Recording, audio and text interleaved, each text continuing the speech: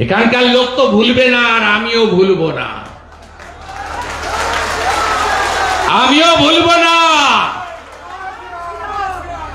এ রাজ্যে বিজেপি সরকার হলে সন্দেশখালীর ঘটনায় কমিশন বসবে, আর যে মহিলাদের আপনি জেল খাটিয়েছেন মমতা ব্যানার্জি, আপনাকেও এই মহিলাদের মিথ্যা মামলায় জেল খাটানোর জন্য আপনাকেও জেলে পাঠাবে বিজেপি।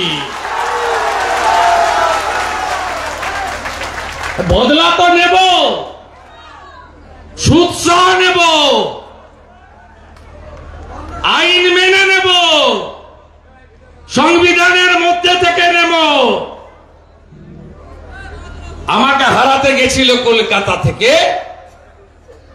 আমি হারিয়ে পাঠিয়ে দিয়েছি। ওনার নাম হলো কম্পার্টমেন্টাল চিফ মিনিস্টার। এবারে আপনারা করবেন প্রাক্তন মুখ্যমন্ত্রী